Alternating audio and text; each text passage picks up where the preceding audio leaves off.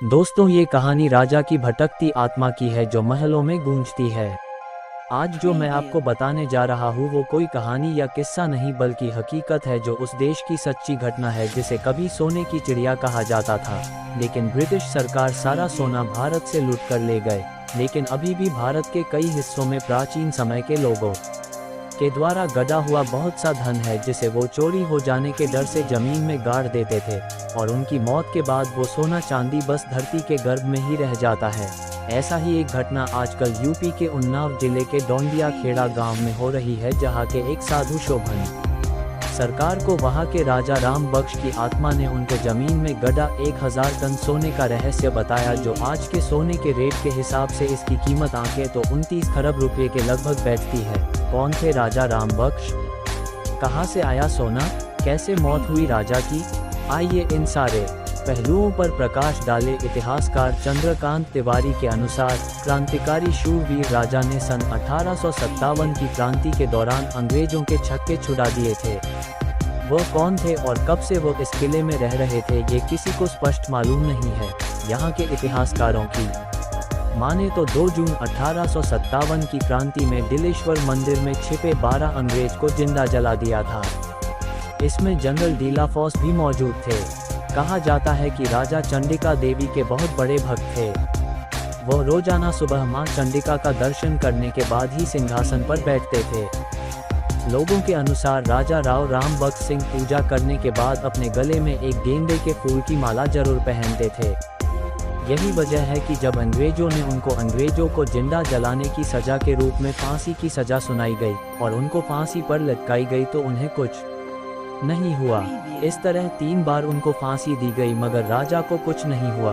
तब राजा राव राम बख्श सिंह ने अपने गले में पड़े फूल की माला को उतार कर फेंका और गंगा से अपनी आगोश में लेने की प्रार्थना की। उसके बाद जब अंग्रेजों ने उनको फांसी पर लटकाया तब उनके प्राण शरीर से निकला था। डोंडिया खेड़ा के बुजुर्गों का कहना है कि यह खजाना बड़ा तिलिस्मी है। 18 तारीख से सोने की खोज शुरू करने वाली एसआई की स्टडी भी इस बात की तस्दीक करती है कि खजाने को हासिल करना बहुत टेढ़ा काम है। अध्ययन के अनुसार डोंडिया खेड़ा प्रतापी राजा राम बख्श के जिस किले में सोने का खजाना दबा होने की बात कही है, उस किले को तिलक चंडी राजपूत ने 17वीं शताब्दी के दौरान बनाया था। ओम जी तर्क देते हैं कि भले ही राजा को फांसी हुए 150 साल से अधिक हो चुके हों, लेकिन 5 साल पहले तक गांव के बच्चों तक ने राजा साहब को सफेद घोड़े पर 4-5 सैनिकों के साथ मंदिर आते और किले की रक्षा करते देखा है। ग्राम प्रधान अजयपाल सिंह भी हाँ में हाँ मिलाते हुए कहते हैं कि उस इलाके में घोड़े की छाप और मंदिर में किसी के रोज पूजा करने के निशान अब भी दिखते। हालांकि ख्वाबों के खजानों का ये दावा अब भी विशेषज्ञों को हैरत में डाले है। ऐसा माना जाता है कि ताल्लुकदार ने पहले खजाना दबाया और फिर किले का निर्माण किया। कुछ लोगों का ये भी कहना है कि अंग्रेजों के खिलाफ लड़ने वाली कई रियासतों के राजाओं ने राजा राम बख्श के किले को सुरक्षित मानते हुए अपना खजाना वहां पर दबाव दिया था।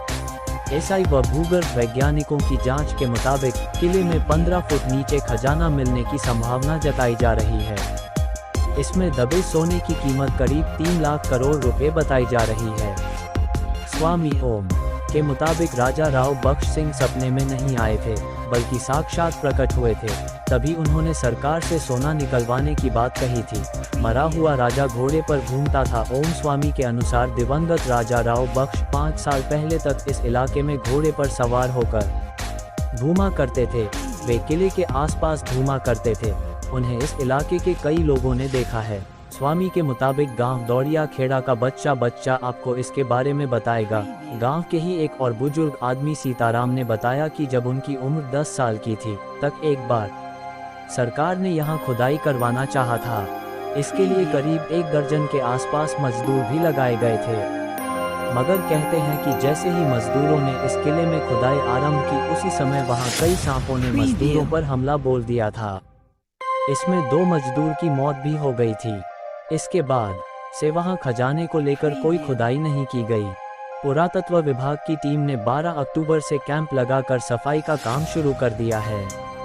18 अक्टूबर से स्वर्ण भंडार की खुदाई का काम शुरू हो गया है। उन्नाव के पूर्वा क्षेत्र के एक ही परिवार के 4 लोग राजा के वारिस होने की बात कह रहे हैं। उन्होंने प्रशासन से स्वर्ण भंडार में अपना हक लेने की बात कही है। साथ ही राजा के किले में कुछ जमीन पर अपना घर बनवाने की बात कही है। दोस्तों, ये कहानी आपको कैसी लगी कमेंट में जरूर बताएं।